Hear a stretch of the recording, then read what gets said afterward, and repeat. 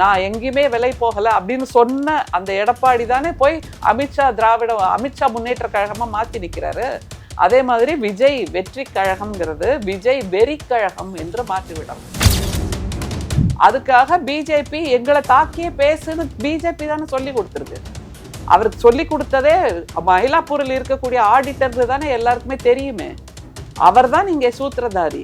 அவர் சொல்லுகின்ற அந்த பொம்மலாட்ட ஆட்டத்தை தான் விஜய் ஆடிக்கிட்டு இருக்காரு. பாஜகவுடைய முன்னாள் மாநில தலைவர் அண்ணாமலை அவர்கள் ஒரு ட்வீட் போடுறாரு. என்ன அப்படின்னு வந்து பார்த்தீங்கன்னா, இதற்கு முழுமையாக காரணம் திமுக அப்படிங்கிற ஒரு மாதிரி சொல்லியிருந்தாங்க. உங்கள் கட்சி மாநாடு, உங்கள் கட்சி சம்பந்தப்பட்ட ஒரு விழாக்களாக இருந்தார்கள் போதுமான பாதுகாப்பு கொடுக்குறீங்க, எதிர்கட்சிகளோட இதுக்கு வந்து சரியான பாதுகாப்பு கொடுக்கறதில்ல, இதுக்கு முழு காரணம் திமுக தான் அப்படிங்கிற ஒரு குற்றச்சாட்டை முன்வைக்க அவுக்கால தன்னை அடிச்சுக்கிட்டாரு. செருப்பு போட மாட்டேன்னாரு. 2026 டிவிகே விசஸ் 2 கட்சிகளுக்கு தான் போட்டின்னு வேற சொல்லியிருக்காரு. டிவிகே விசஸ் டிஎம்கேன்னு. இந்த மண்ணுரண்டைகள் இல்லை. நாங்கள் மிஸ்ஸாவை பார்த்தவங்க, நாங்கள் எமர்ஜென்சியை பார்த்தவங்க, 2G கேஸ் பார்த்தவங்க, ராஜீவ் கொலை பார்த்தவங்க, அது மாதிரி ஈழத்தமிழர்கள் இஷ்யூவை பார்த்தவங்க. அப்பெல்லாம் திமுக முடிஞ்சாச்சுன்னு சொன்ன எல்லாரும் இதைத்தான் பேசிட்டு இருந்தாங்க. திமுக அப்படியே தான் இருக்கு. சொன்னவர்கள் தான் காணாமல் போனார்கள். 1 வயசு குழந்தையெல்லாம் தூக்கிட்டு போயிருக்காங்க. அந்த 1 வயசு குழந்தைக்கு இந்த நடிகர் யாருன்னு தெரியுமா? இல்லைன்னா இன்னொரு அம்மா சொல்றாங்க, என் புள்ள டிவியில அவரோட பாட்டை பார்த்தா நல்லா டான்ஸ் ஆடுவோம். இதெல்லாம் ஒரு ரசிக மனப்பான்மையா? இப்படியா தன்னோட குழந்தைய வளர்க்கணும்? அறிவில்லை இந்த பெற்றோர்களுக்கு. நாங்க ஆரம்பத்துலேருந்து சொன்னோம் விஜய் வந்து பிஜேபியோட பி டீம் அப்படின்னு. இப்போ பி டீம்லாம் இல்லை, பிஜேபியோட இன்னொரு அங்கம். அவங்கள்ட்ட ஏபிவிபி இருக்கு, அப்புறம் எத்தனையோ விதமான ஃபேக்டர்ஸ் இருக்குல்ல. அது மாதிரி விஜயும் ஒரு ஃபேக்டர் அவங்களோட இதில். ஒரு கூட்டம் துவங்க வேண்டிய நேரத்தில் தான் நீ சென்னையிலேருந்தே கிளம்புற அப்படின்னா மாய கம்பளம் ஏதாவது வச்சிருக்காரா மேலே ஏறி அப்படியே பறந்து போயிடுறதுக்கு? அது தமிழக வெற்றி கழகத்துக்குரிய அந்த தொண்டர்கள் எல்லாம் ஒரு விஷயம் சொன்னது. தொண்டர்கள்ன்ற வார்த்தையை சொல்லாதீங்க, ரசிகர்கள் மட்டும்தான். இல்லை, இது எல்லாம் ஒரு காரணம். சொல்லிட்டு டெல்லி போகிறதுங்கிறது என்ன நடக்கும், பிஹைண்ட் த சீன் என்ன, அந்த காட்சிகள் நம்ம கண்ணுக்கு தெரியாமல் உள்ள என்ன நடக்கும். ஏன் இப்போ எடப்பாடி அவர்கள் டெல்லியில் இருக்கிற அலுவலகத்தில் உள்ள ஸ்க்ரீனையும் பெயிண்டையும் பார்க்க தானே போகிறேன்னு சொல்லிட்டு போனார். ஆனால் போனது எங்கே? அமித்ஷா வீட்டுக்கு. இப்போ அர்ஜுனாவும் அமித்ஷாவை சந்திக்க சென்றிருக்கிறார். ஆமாம், அது மாதிரி நேற்று ஆயுத பூஜையை கொண்டாடி இருக்காரு. ஏன்னா இந்த வேன் தானே, இந்த கேரவன் தானே 40 பேரை கொலை பண்ணுச்சு. அப்போ இது நவீன எருமை, யமன் வருகின்ற எருமையாக விஜயோட கேரவன் இருக்கு. அந்த விஜயோட கேரவன் யமன் வருகின்ற எருமை வாகனம். நடக்க வேண்டிய திருமணங்கள் முடிந்து போய் கருமாதியில நிக்குது. கை குழந்தை, பால் கொடுக்க வேண்டிய கை குழந்தையை தூக்கிட்டு மாமாவை பாருன்னு ஓடி வர்றாரு. அந்த மாமாவாக நீங்கள் செய்ய வேண்டியதை செய்தீர்களா? பிணம் தின்னி கழுகுகள் எவன் வீட்டுல இழவு விழும் அங்க போய் நின்று நம்ம வாக்கு சேகரிச்சிடலாம் அப்படின்னு காலமாக இவர்களுடைய வழக்கம் அதுதான். பிணத்தின் மீது செய்கின்ற அரசியலை தான் பிஜேபி எப்போதும் செய்யும்.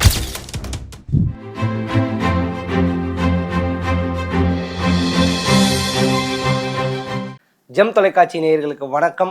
அரசியல் ஆடுகளம் நிகழ்ச்சிக்காக நான் உங்கள் முத்துக்குமார். இன்றைய அரசியல் ஆடுகளம் நிகழ்ச்சி நேர்காணலில் நம்மோடு இணைந்துள்ளவர் திராவிட முன்னேற்ற கழகத்துடைய செய்தி தொடர்புத்துறை மாநில துணைத் தலைவர் கலைமாமணி ஆண்டாள் பிரியதர்ஷினி மேம் நம்மோடு இணைந்துள்ளார். அவரிடம் அரசியல் சார்ந்த பல கேள்விகளை முன்வைப்போம். மேம் வணக்கம். வணக்கம். எப்படி மேம் இருக்கீங்க? நலமா இருக்கேன். நீங்க நலமா? நலம் மேம். நலம்னாலும் மனசு வருத்தத்தோட இருக்கேன். Okay ma'am. இந்தியா மட்டும் இல்லை, தமிழகத்தை தாண்டி உலகம் முழுவதும் திரும்பி பார்க்கக்கூடிய ஒரு சம்பவம், கரூர் துயர சம்பவம். 41 பேர் உயிரிழந்துள்ளனர். 50க்கும் மேற்பட்டோர் இன்னை வரையும் சிகிச்சைக்காக மருத்துவமனையில் அனுமதிக்கப்பட்டுள்ளனர். இதை நீங்கள் எப்படி பார்க்குறீங்க? இந்த இன்சிடெண்ட்டுக்கு பின்னாடி பல குற்றச்சாட்டுகளை முன்வைக்கிறாங்க. இதுக்கெல்லாம் உங்களுடைய பதில் என்ன? நம்ம யாருமே அந்த ஜெனரல் டயர் நடத்தின ஜாலியன் வாலாபாக் படுகொலை பார்த்ததே இல்லை தெரியுமா? ஒரு திறந்தவெளி மைதானத்தில் ஆயிரக்கணக்கான பேரை அங்கே நிற்க வச்சு அந்த வெளியில் வரக்கூடிய வாசலை அடைத்து சுட்டு கொன்றார்னு சரித்திர புத்தகத்தில் படிச்சிருக்கோம். அந்த மாதிரியான ஒரு சம்பவம் ஜாலியன் வாலாபாக் ஜெனரல் டயர் சுட்டு கொன்றதை போல் நடிகர் விஜய் அங்கே உள்ள கரூர் மக்களை சுட்டு கொண்டிருக்கிறார். அந்த கூட்டத்தில் நெறித்தடிக்கப்பட்ட அந்த கூட்டத்தில் மூச்சு திணற வைத்து செத்து கொண்டிருக்கிறார்கள். அதை பற்றி எந்த கவலையுமே இல்லாமல், அக்கறையுமே இல்லாமல் தப்பிச்சு ஓடியே வந்துட்டாரு 2 நிமிஷத்துல. இவரை நீங்க தலைவர்னு சொல்ல முடியுமா? மிகப்பெரிய அவலம் இல்லை. எத்தனை பெரிய தலைவர்களை பார்த்த பூமிப்பா நம்முடைய இந்தியா, நம்முடைய தமிழ்நாடு. அப்படி சுயநலமே இல்லாத தலைவர்களை பார்த்த இந்த தமிழ்நாட்டுல முழுக்க முழுக்க சுயநலம். அவரோட காட்சியை அன்னைக்கு முழுக்க நான் பார்த்தேன். ஒவ்வொரு முறையும் அவர் அந்த லைட்டை ஆஃப் பண்ணி போட்டார் தெரியுமா? அப்போ அவரோட முகத்தை பார்த்தீங்கன்னா ஒரு அந்த காலத்துல மன்னர்கள்லாம் அடிமைகளை, விலங்குகள், புலி சிங்கத்துக்கு கூட போராட வச்சு அந்த சிங்கம் புலியெல்லாம் இவங்களை அடிச்சு கொல்றத வேடிக்கை பார்த்து ரசிச்ச ஒரு மனப்பான்மை இருக்குல்ல, அந்த காட்சியை திரும்ப அவர் நடிச்சு காமிச்சார்.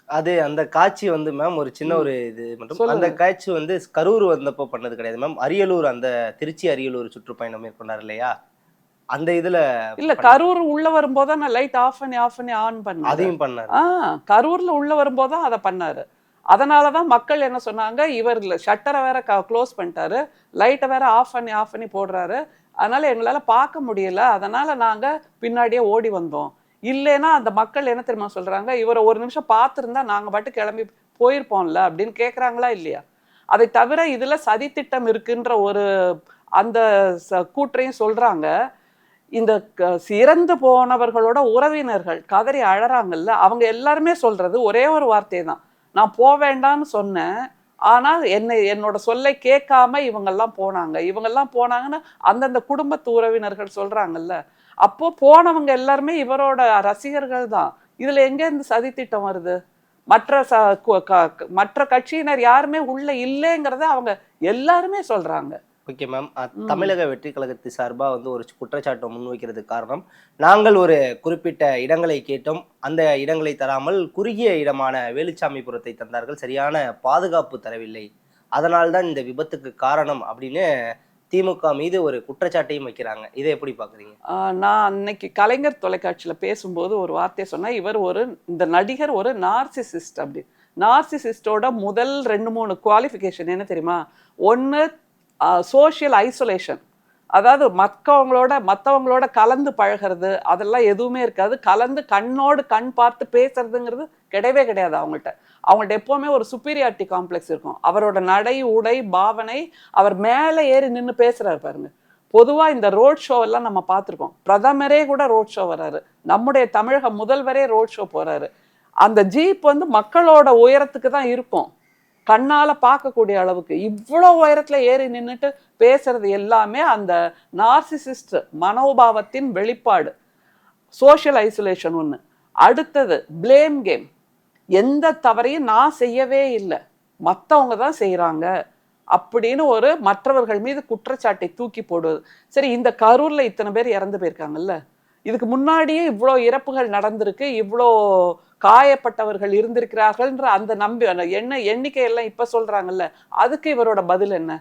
அப்பவும் பாதுகாப்பு கொடுக்கலையா? மிகப்பெரிய மைதானத்திலேயே நடத்தினாரு, அங்கேயும் தானே இந்த மாதிரியான இழப்புகள் இருந்தது. அப்போ அது என்ன, அந்த இதை எப்படி நீங்க ஜஸ்டிஃபை பண்ணுவீங்க? அதனால பாதுகாப்புங்கிறது கொடுக்கப்பட்டது. அதுவும் கரூர் 2 நாள் முன்னாடி தான் ஏடிஎம்கேவோட கூட்டம் நடந்தது. அதே வேலுச்சாமிபுரம், அதே இடம், அதே சாலை. அது மாதிரி செப்டம்பர் 17 திமுகவோட முப்பெரும் விழா, நான் போயிருந்தேன் அந்த விழாவுக்கு, கரூரை சுற்றி பார்த்தேன். அங்கே இருந்து அந்த விழா நடந்த இடத்துக்கு நாங்க போயிட்டு பத்திரமா திரும்பி வந்தோம்ல. அந்த மாதிரியாக பாதுகாப்பு வசதிகள், அல்லது எங்களுக்கு தெரியும் எப்படி நாங்கள் நடந்து கொள்ள வேண்டும் ஒரு இடத்துல அப்படின்னு. நம்முடைய தமிழக முதல்வர் அதே மாதிரி ஒரு ஓப்பன் வேன்ல தான் வந்தாரு. யாருமே இந்த மாதிரி தள்ளுமுள்ளெல்லாம் பண்ணவே இல்லைல்ல. ஓகே மேம், அதே குறுகிய இடம் அப்படின்னு சொன்னாங்க. அதாவது அண்ணா திராவிட முன்னேற்ற கழகத்துடைய பொதுச் செயலாளர் எடப்பாடி பழனிசாமி வேலுச்சாமிபுரத்தில் வந்து அந்த இடத்தில் பிரச்சாரம் செய்கிறார், மக்களை சந்திக்கிறார். அங்கேயும் மக்கள் கூட்டம் இருந்தது. பட் அப்ப நடக்காத விபத்து இங்க நடந்ததுக்கான காரணம் ஏன்னா, அங்க வந்தது அரசியல் படுத்தப்பட்ட கட்சி தொண்டர்கள். அவங்களுக்கு ஒரு நாகரிகம் உண்டு, ஒரு பண்பாடு உண்டு, தங்களுடைய தலைவர் பேசுவதை கேட்பதற்காக வந்த கூட்டம். எனவே அவங்க நிற்பாங்க அப்படியே. ஆனா இந்த கூட்டம்ங்கிறது ஒரு ஸ்டாரை பார்ப்பதற்கு வந்த ஃபேண்டம் அப்படின்னு பேரு. ஃபேன்ஸ், விசிறிகள், ரசிகர்கள் மட்டும்தான். அவங்களுக்கு ஒரு செகண்ட் கண்மூடி திறக்கிறதுக்குள்ள அந்த நடிகரை பார்த்துட்டா போதும், அவர் என்ன வளர்றாரு, அவர் என்ன கூப்பாடு போடுறாரு, என்னத்தை எழுதி கொடுத்ததை வாசிக்கிறார், இதெல்லாம் கேட்கணுன்ற ஆசையே இல்லை. அதனால அவர்கள் தேடி வந்தார்கள். யோசிச்சு பாருங்களேன், 1 வயசு குழந்தையெல்லாம் தூக்கிட்டு போயிருக்காங்க. அந்த 1 வயசு குழந்தைக்கு இந்த நடிகர் யாருன்னு தெரியுமா? இல்லைன்னா இன்னொரு அம்மா சொல்றாங்க, என் புள்ள டிவியில அவரோட பாட்டை பார்த்தா நல்லா டான்ஸ் ஆடுவோம். இதெல்லாம் ஒரு ரசிக மனப்பான்மையா? இப்படியா தன்னோட குழந்தைய வளர்க்கணும்? அறிவில்லை இந்த பெற்றோர்களுக்கு. சாரி, நான் அவங்கள மனசு காயப்படுத்தவே இல்லை. ஆனாலும் அவர்கள் வளர்த்தெடுக்கின்ற விதம் ஒரு அறிவுபூர்வமான ஒரு சிந்தனையை கொடுக்காமல் ஒரு நடிகரை பார்த்து நீ டான்ஸ் ஆடு இப்படின்னு சொல்ற மாதிரியான மனோபாவத்தில் தானே அவங்க இருக்காங்க. இப்ப நான் ஒரு கட்சியை சார்ந்த தலைவரை ரசிக்கிறேன், நீங்க ஒரு கட்சியை சார்ந்த தலைவரை ரசிக்கிறீங்க. நம்ம போய் அங்க கூட்டத்துக்கு போறோம் அப்படிங்கிறது ஒரு விஷயம். நமக்கு பிறந்த அந்த 1.5 வயது குழந்தை, 2 வயது குழந்தை என்ன பண்ணுது? அந்த குழந்தையெல்லாம் இறந்திருக்கு இல்லையா? ஆமா, அதை தானே நான் கேட்கிறேன். அந்த 1 வயசு குழந்தை, 2 வயசு குழந்தை எல்லாம் ஏன் சிறுமிகள், சிறுவர்கள் எல்லாரும் தான் செத்து போயிருக்காங்க. அந்த பெற்றோர்களைத்தான் நான் கேட்கிறேன். அது மாதிரி 2 நாள் கழிச்சு திருமணமாக போற ஒரு நிச்சயம் செய்யப்பட்ட அவங்க போய் இறந்திருக்காங்க. அத மாதிரி ஒரு அம்மா அழறாங்க, அந்த பையனுக்கு அடுத்த மாசம் கல்யாணமா, நண்பர்களோட போய் பார்த்துட்டு வந்துடுறேன்னு போயிட்டு அந்த தம்பி மட்டும் இறந்து போயிருக்கு. நண்பர்கள்லாம் தப்பிச்சு வந்திருக்காங்க. இப்படியாக தங்களுடைய மூளையை தொலைத்த ஒரு கூட்டத்தை தான் தன்னுடைய ரசிகர்கள் என்று நம்பிக்கொண்டிருக்கிறார். அந்த ரசிகர்கள் பண்ண அட்டூழியங்கள் எல்லாம் பார்த்தீங்களா? நாமக்கல்லையும் அப்படிதான் பிஹேவ் பண்றாங்க. ரோட்ல நின்று அந்த சாலையை மறிச்சு, சாலையில போயிட்டு இருக்கிறவங்க, ஆஃபீஸ் போறவங்க, ஸ்கூலுக்கு போறவங்க எல்லாரையும் மறிச்சு ஓட் ஃபார் டிவிக்கேன்னு கூப்பாடு போட்டுட்டு இருக்காங்க. அந்த காட்சிகள்லாம் இப்ப வெளியில வருது. அது மாதிரி இந்த கரூர்லையும் அது ரொம்ப 2 லாரி போற அளவுதான் 2 சைடும் ரோடு. அது பக்கத்துல கடைகள்லாம் இருக்கு. அதுக்குள்ளெல்லாம் ஏறி நின்று அந்த கடைகளை எல்லாம் அடித்தொழித்து அதை சின்னாபின்னமாக்கிய இவர்களையெல்லாம் ரசிகர்கள்னு வச்சுட்டு இருக்காரு. எனக்கு என்ன தெரியுமா தோணுச்சு, நாம எல்லாருமே தமிழ்நாட்டை நோக்கி ஒரு மதவாத சக்தி, பிளவுவாத சக்தி வந்து கொண்டிருக்கிறது. தமிழ்நாட்டை RSS, BJP, சங் பரிவாரிடமிருந்து காப்பாற்ற வேண்டும் அப்படிங்கிற சிந்தனையில தான் இருந்தோமே தவிர, அதை நோக்கித்தான் நம்முடைய தடுப்பு நடவடிக்கைகளை செய்து கொண்டிருந்தோம், நம்முடைய திராவிட சிந்தனைகளை விதைத்து கொண்டிருந்தோமே தவிர, இப்படியாக ஒரு தற்குறி கூட்டத்தை ஒரு நடிகர் உருவாக்கி கொண்டிருக்கிறார் அப்படிங்கிறத கவனிக்க மறந்துட்டோமா? கவனிக்காம விட்டுட்டோமா? அல்லது இவர் இந்த மாதிரி பரப்புரை ஆரம்பிச்சப்பவே முதல் கூட்டத்திலேருந்தே சொல்றோம், இவர் பேசுறது சரியில்லை, எழுதி கொடுத்ததை வாசிக்கிறார், ஒவ்வொரு கட்சியில இருந்து ஒரு தலைவர் எடுத்துக்கிறார், இங்க இருந்து தந்தை பெரியார், அங்கே இருந்து அண்ணல் அம்பேத்கர், இங்கே இருந்து அஞ்சலை அம்மாள். இவருக்கென்று கொள்கை இல்லை, இவருக்கென்று எந்த விதமான தத்துவமும் இல்லைங்கிறத நம்ம சொல்லிட்டே இருக்கோம். ஆனா இவருடைய ரசிகர் பட்டாளம் இப்படியாக கொஞ்சம் கூட சிந்திக்காத, கொஞ்சம் கூட யோசனை இல்லாத, கொஞ்சம் கூட மனித மாண்பில்லாத அப்படியான ஒரு கூட்டத்தை வளர்த்தெடுத்திருக்கிறாங்கிறத கவனிக்காம விட்டுட்டோமான்ற பதைப்பதைப்பு எனக்கு இப்போ இருக்கு. ஓகே மேம், இந்த பேர் விபத்து நடந்ததுக்கு அப்புறம் பாஜகவுடைய முன்னாள் மாநில தலைவர் அண்ணாமலை அவர்கள் ஒரு ட்வீட் போடுறார். என்ன அப்படின்னு வந்து பார்த்தீங்கன்னா, இதற்கு முழுமையாக காரணம் திமுக அப்படிங்கிற ஒரு மாதிரி சொல்லியிருந்தாங்க. உங்கள் கட்சி மாநாடு, உங்கள் கட்சி சம்பந்தப்பட்ட ஒரு விழாக்களாக இருந்தால் போதுமான பாதுகாப்பு கொடுக்குறீங்க, எதிர்கட்சிகளோட இதுக்கு வந்து சரியான பாதுகாப்பு கொடுக்கறது இல்லை, இதுக்கு முழு காரணம் திமுக தான் அப்படிங்கிற ஒரு குற்றச்சாட்டை முன்வைக்கிறார். அவர் குற்றச்சாட்டெல்லாம் ஒரு பொருட்டே இல்லைப்பா. சவுக்கால தன்னை அடிச்சுக்கிட்டாரு, செருப்பு போட மாட்டேன்னாரு. அப்புறம் நான் இவரை பற்றி அந்த ஒரு எண் மக்கள் பயணம் போனார்ல, அப்பவே சொன்னேன். என்னோட நண்பர்கள் பல ஊர்கள்ல இருந்து ஃபோன் பண்ணி எனக்கு சொல்றாங்க, இவர் எதுக்கு வர்றாரு தெரியுமாமா, எங்களை எல்லாம் கம்பல் பண்ணி ரூபா வாங்கிட்டு இருக்காருன்னு சொன்னவங்க தான். அப்படி வந்தவர் தானே இப்போ 80 ஏக்கரா என்னோ வாங்கியிருக்காருல்ல. டிஎம்கே ஃபைல்ஸ்னு வெளியிட்டார், ஏடிஎம்கே ஃபைல்ஸ்னு வெளியிட்டார், அண்ணாமலை ஃபைல்ஸ்னு ஏன் வெளியிடலை? அதையும் சொல்லணுமா இல்லையா? அது மாதிரி எங்கே பணம் விழும் அங்கே போய் நாம் ஒரு ஓட் பேங்க் இதை பண்ணலாம், பாலிடிக்ஸை பண்ணலான்னு அலைஞ்சிட்டு இருக்கிறவங்க இவங்கெல்லாம்.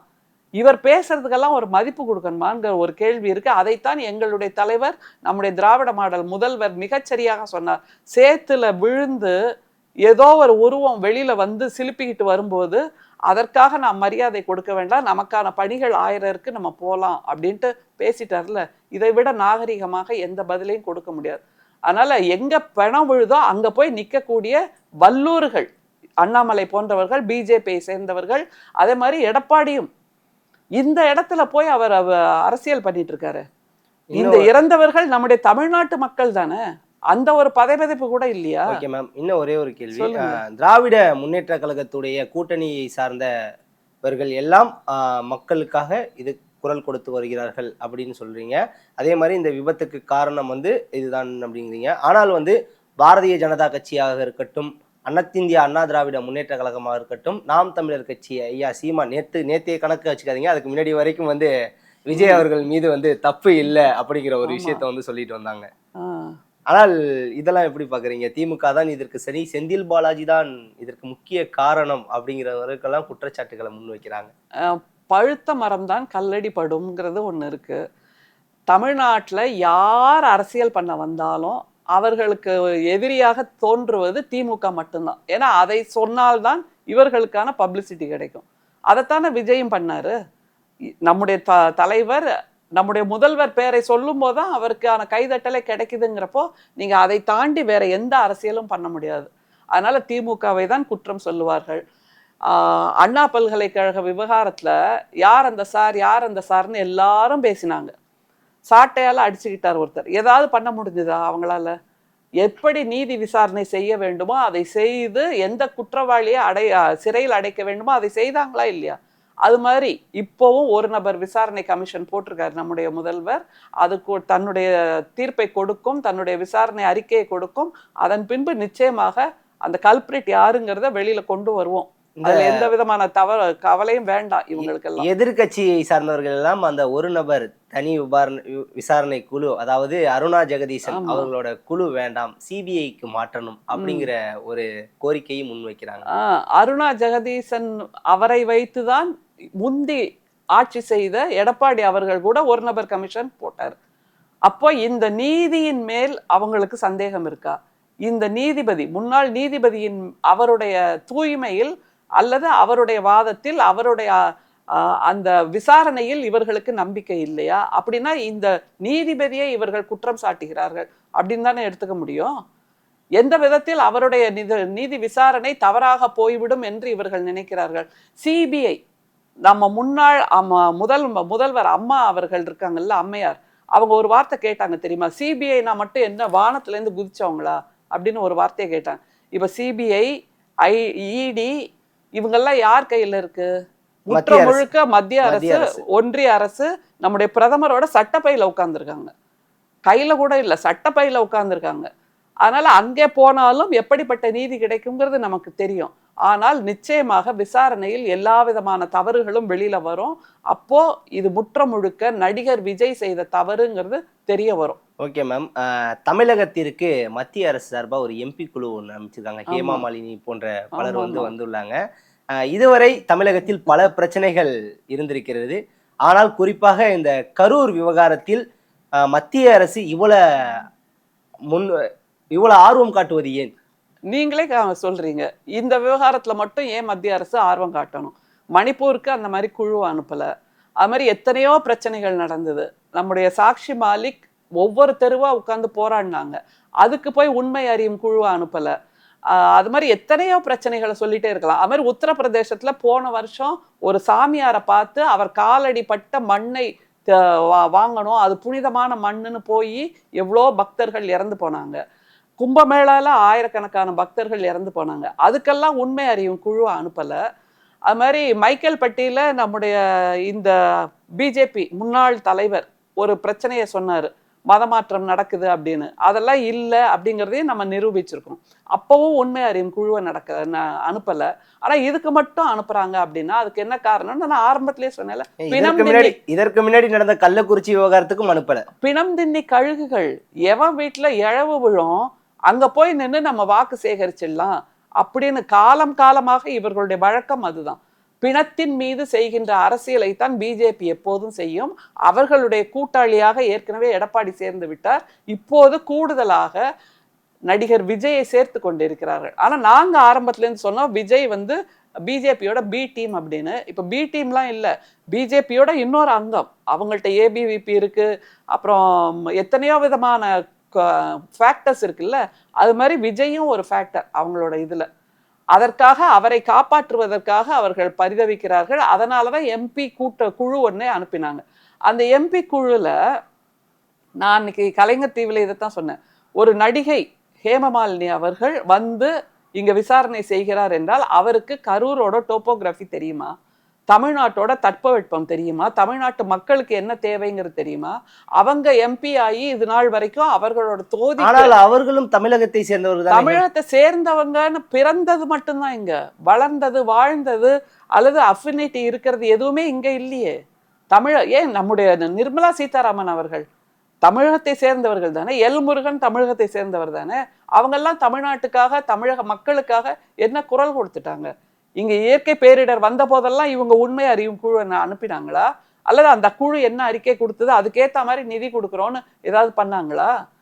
எனவே நிர்மலா சீதாராமன் அவர்கள் தமிழ்நாட்டில் பிறந்தவர், நம்முடைய எல் முருகன் தமிழ்நாட்டில் பிறந்தவர், இப்போது குடியரசு துணைத் தலைவராக இருக்கக்கூடிய சிபி ராதாகிருஷ்ணன் தமிழ்நாட்டுக்காரர். இவங்கெல்லாம் தமிழ்நாட்டுக்கு என்ன அப்படியே பாசம் மழை பொழிஞ்சு செய்துட்டாங்க. அதனால தமிழ்நாட்டில் பிறந்தவர் என்பது மட்டுமே ஒரு கருதுகோளாக நீங்க வச்சுக்க முடியாது. அதனால ஒரு நடிகை என்கின்ற சிந்தனை அளவில் தான் அவருடைய சிந்தனை இருக்கும். அதை தவிர அந்த கைம்பெண்களை பற்றி மிக மோசமான ஒரு கருத்தை சொன்னவர் இந்த ஹேமமாலினி. அப்படி மக்கள் பற்றிய அனுதாபம், மக்களுடைய வலியை புரிகின்ற அந்த தன்மை எதுவுமே இல்லாத அவர்களுடைய கூட்டம் வந்துருது. கழுகு கூட்டம், சதை தின்னும் பிணம் தின்னும் கழுகு கூட்டம் அந்த குழு. அப்படிதான் நான் பார்க்குறேன். அதே மாதிரி பாவனை நீங்க பார்த்திருப்பீங்க. அந்த விஜயோட வீடியோ இருக்குல்ல, வெளியிட்டாரு 3 நாள் கழிச்சு.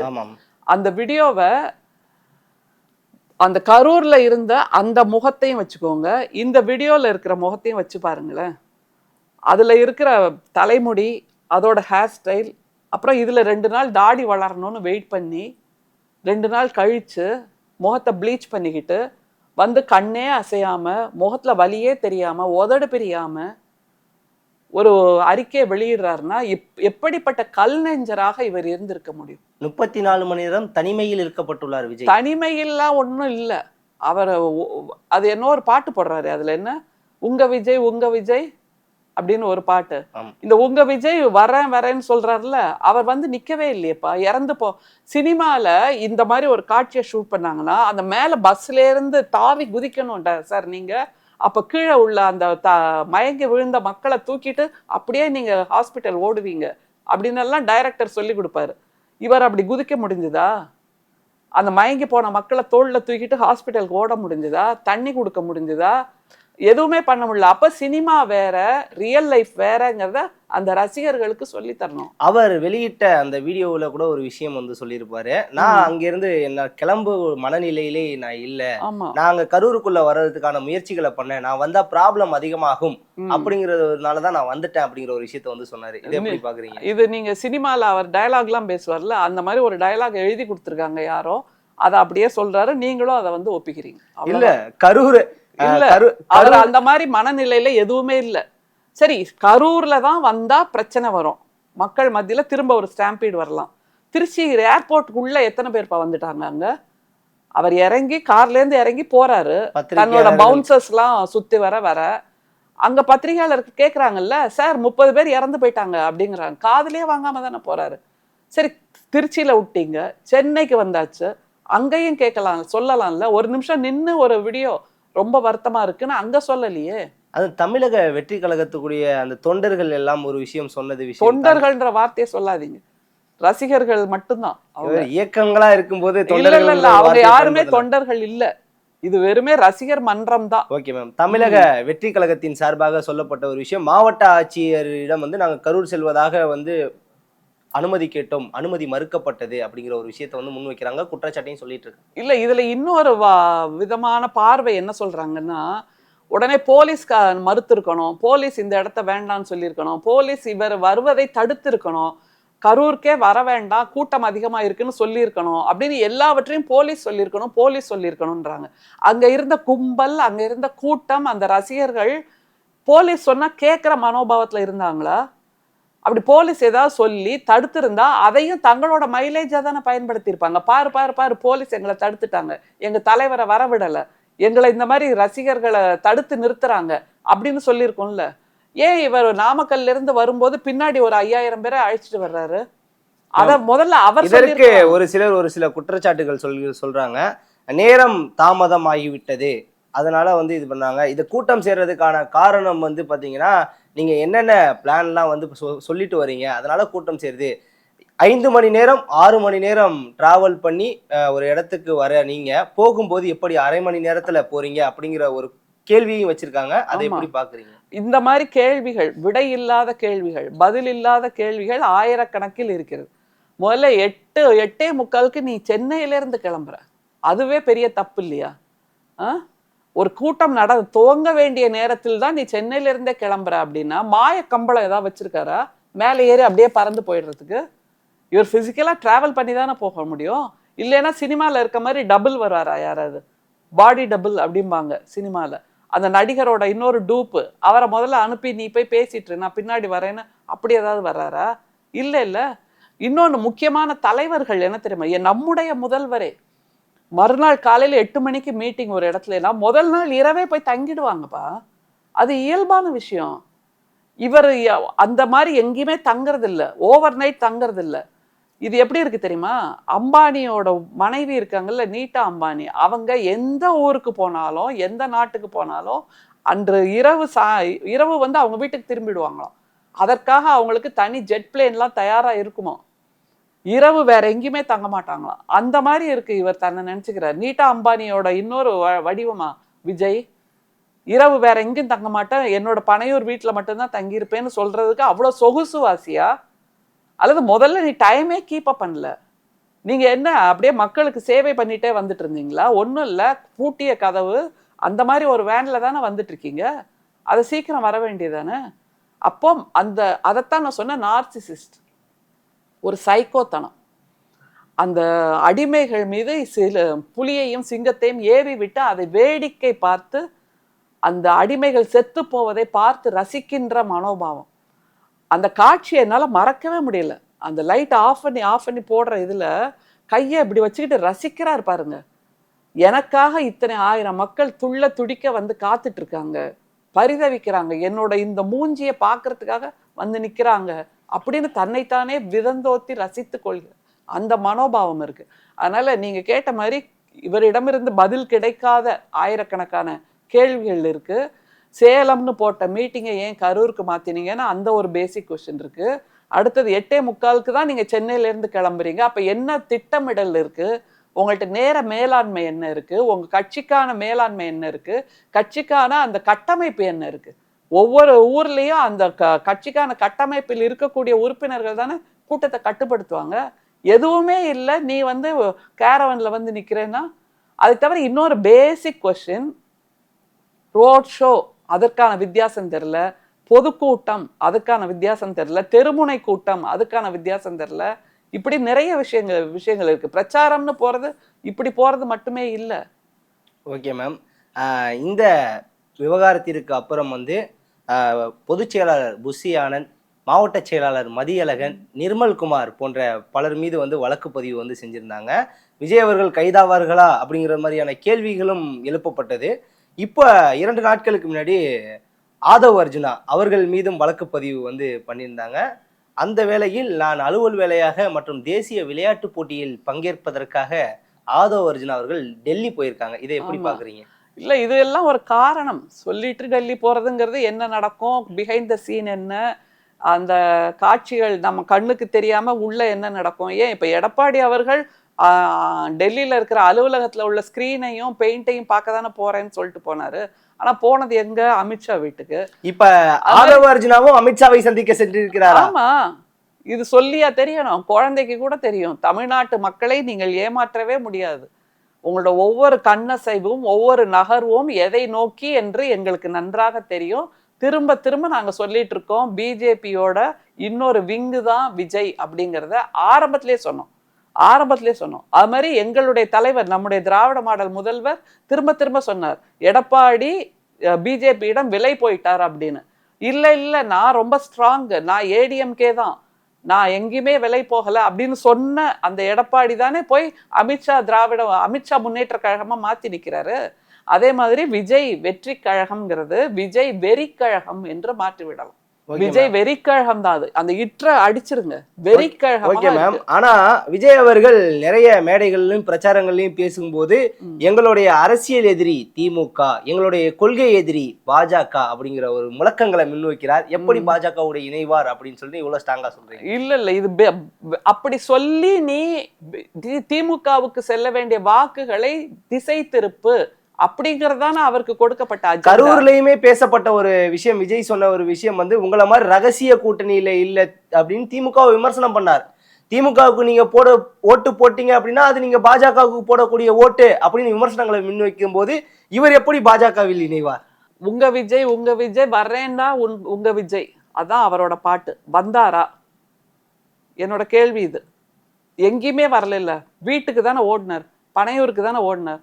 அப்போ இது மாதிரியெல்லாம் நீ பேசு.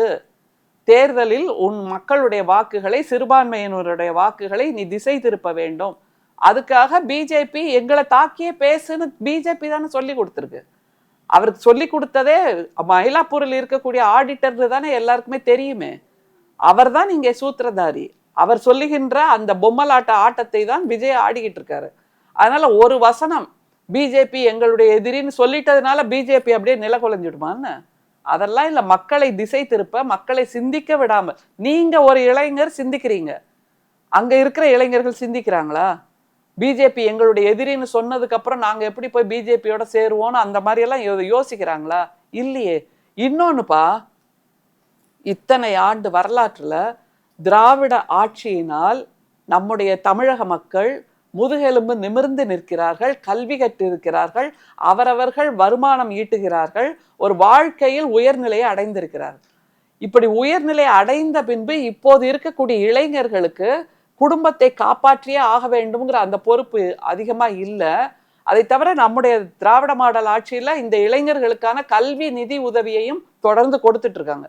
அந்த நிதி உதவியை வச்சு இவங்க கல்வியில் தங்களை மேம்படுத்திப்பாங்க நாங்கெல்லாம் நினைச்சிட்டு இருக்கிறப்போ, ஒரு திரைப்பட நடிகருடைய திரைப்படத்துக்காக தங்களுடைய அந்த நிதியை செலவு செய்து முற்ற முழுக்க தங்களுடைய சிந்தனையை தொலைத்து நிற்கிறார்கள் நம்ம பாக்குறோமே இப்போ கண்ணு முன்னாடி விஜய் அவர்கள்.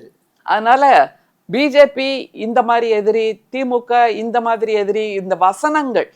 அது மாதிரி நீங்க சொன்னீங்க ஒரு வார்த்தை, அவர் பரப்புரையில பேசும்போது அப்படின்னு. பேசும்போதே இல்லை, அவர் வாசிக்கும் போது. சினிமாவா இருந்தா பக்கத்துல ப்ராம்ப்டர் நின்றுகிட்டு டயலாக சார் சார் இந்த வசனம் சார், இந்த வசனம் சார் அப்படின்னு சொல்லுவாங்க. அவர் ஒவ்வொரு வார்த்தையா பேசுவார். இதுல ப்ராம்ப்டர் பக்கத்துல வச்சுக்க முடியல, அதனால கையில ஸ்கிரிப்டை வச்சுட்டு வாசிக்கிறார். தன்னுடைய கொள்கையாக இருந்தால், தன்னுடைய உதிரத்தில், தன்னுடைய ரத்தத்தில், தன்னுடைய சிந்தனையில், தன்னுடைய உயிரில் கலந்திருக்கக்கூடிய கொள்கையாக இருந்தால், இப்ப இவ்வளவு நேரம் நம்ம பேசுறோம்ல, நீங்களும் கேள்வி கேட்குறீங்க, நானும் பேசுறேன், கையில ஸ்கிரிப்டா வச்சிருக்கோம், மனசுல இருந்து வருதா இல்லையா? ஏன்னா சிந்திக்க தெரிந்தவர்கள் நாம. ஒரு பிரச்சனையை எப்படி அணுக வேண்டும், அல்லது இதை எப்படி இந்த பார்வையை பார்க்க வேண்டும், இந்த இதுக்கு உங்களோட தீர்வு என்ன, இந்த சிந்தனை நமக்கு இருக்கு. இவருக்கு சிந்தனை இருக்கா?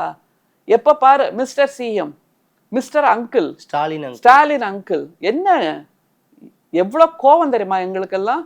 எங்களுடைய தலைவரின் வார்த்தைக்கு கட்டுப்பட்டு நாங்கெல்லாம் நாகரிகமா பேசிட்டு இருக்கோம். எங்களுக்கும் பேச தெரியாதா? ஆனா எங்களுக்கு பேச வராதுப்பா.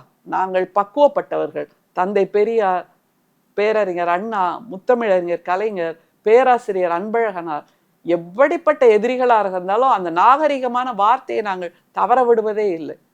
நீ முட்டாள் மாதிரி பேசிட்டு இருக்க ஸ்டாலின் அங்கிள்னா, நாங்க அது மாதிரி ஒன்ன எப்படி சொல்றதுனே எங்களுக்கு தெரியல. அதனாலதான் சொல்றேன், தமிழக வெறிக்கழகம். இது வெற்றி கழகம் இல்ல, தமிழக வெறிக்கழகம். இதை நல்லா ஹைலைட் பண்ணி சொல்லுங்க நீங்க. Okay ma'am. இறுதியாக ஒரு 2 கேள்விகள் மட்டும். இந்த கரூர் பிரச்சனைக்கு பிறகு தமிழக அரசியல்ல, அதாவது தமிழக வெற்றி கழகத்தினுடைய தலைவர் விஜய் அவர்களுக்கு அரசியல் வாழ்க்கையில் பின்னடைவு ஏற்படுமா? அது இப்போ எவ்வளவு தூரம் அவர் புதுதில்லியின் காலில், ஒன்றியத்தின் காலில், பிரதமரின் காலில், உள்துறை அமைச்சரின் காலில் சாஷ்டாங்கமாக விழுகிறார் என்பதை பொறுத்து.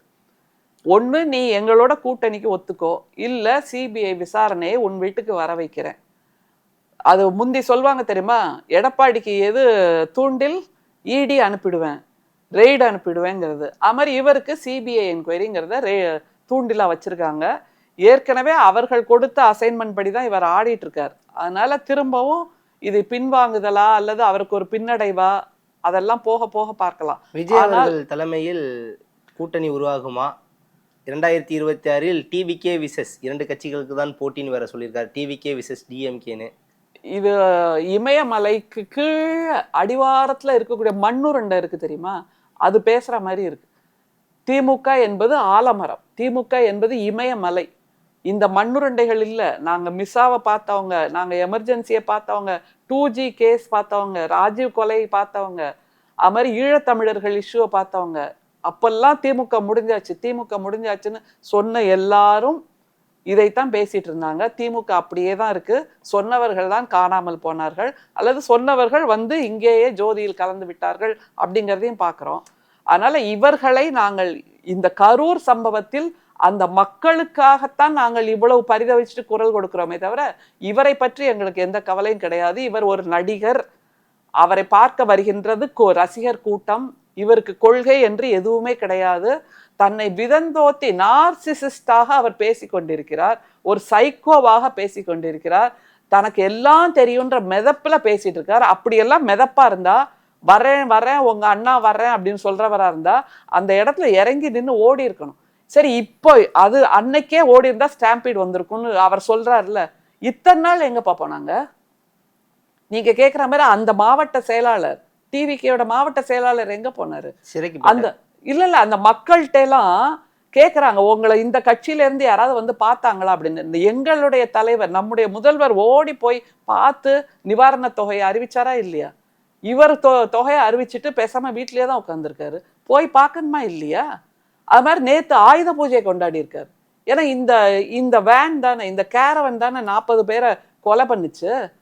அப்போ இது நவீன எருமை, யமன் வருகின்ற எருமையாக விஜயோட கேரவன் இருக்கு. அந்த விஜயோட கேரவன் யமன் வருகின்ற எருமை வாகனம்.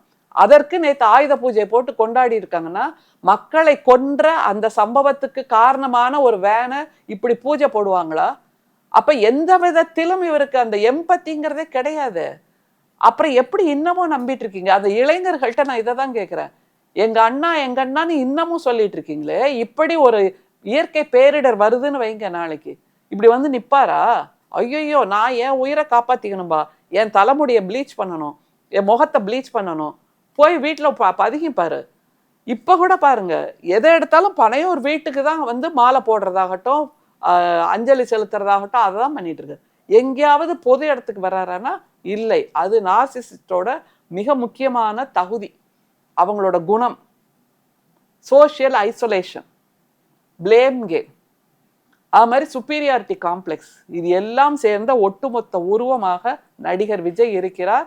அவருடைய தமிழக வெறிக்கழகம் இருக்கிறது. அவரை பார்க்க வருகின்ற அந்த கூட்டமும் அப்படித்தான் இருக்கிறது. மக்களுடைய மரணம், மக்களுடைய சாவு, மக்களுடைய மரண ஓலம், மக்களுடைய கண்ணீர், வலி, வேதனை, நடக்க வேண்டிய திருமணங்கள் முடிந்து போய் கருமாதியில நிக்குது. கை குழந்தை, பால் கொடுக்க வேண்டிய கை குழந்தையை தூக்கிட்டு மாமாவை பாருன்னு ஓடி வர்றார். அந்த மாமாவாக நீங்கள் செய்ய வேண்டியதை செய்தீர்களா? அந்த குழந்தைக்கு செய்தீங்களா? இல்லையே. அப்படியாக ஒரு தற்கொலை கூட்டத்தை உருவாக்கி வைத்திருக்கிறார். இவங்களை எங்கேயாவது இவர் அரசியல் படுத்தி இருக்காரா? கொள்கை இதெல்லாம் பத்தி நிறைய தெரிஞ்சுக்கோங்க, வாசிங்க, இந்த தலைவர்களை பத்தி புரிஞ்சுக்கோங்க, எதை நோக்கி நாம் பயணம் செய்யணும், ஏதாவது சொல்லி கொடுத்துருக்காரா? இல்லையே. இங்க உள்ள ரோஹிணி தியேட்டர்ல அவரோட படம் வெளியானப்போ அந்த தியேட்டரை நாசப்படுத்தியதை கூட இவர் எந்த விதத்திலும் கண்டிக்கல. அது மாதிரி ஒவ்வொரு டிக்கெட்டையும் ஆயிரக்கணக்கான ரூபாய்க்கு வித்து தானே அவர் 200 கோடி சம்பாதிச்சிட்டு இருக்காரு. இவர் எங்கப்பா ஊழலை ஒழிக்க போறாரு? எனவே மிக தவறான ஒருவராக உருவாகி இருக்கிறார். அவரும் உருவாக்கி கொண்டிருக்கிறார் ஒரு இளைஞர் கூட்டத்தை சிந்திக்க விடாமல் என்பதுதான் வருத்தமாக இருக்கிறது. திமுகவை எதிரி என்று சொல்வதா இந்த மாதிரி 1000 பேரை நாங்க பார்த்தாச்சு. ஓகே, உங்க சிறப்பான தகவலுக்கு ரொம்ப நன்றி மேம். நன்றிப்பா. உங்களுடைய வெற்றிக்கும் என்னுடைய வாழ்த்துக்கள். நன்றி மேம். நன்றி.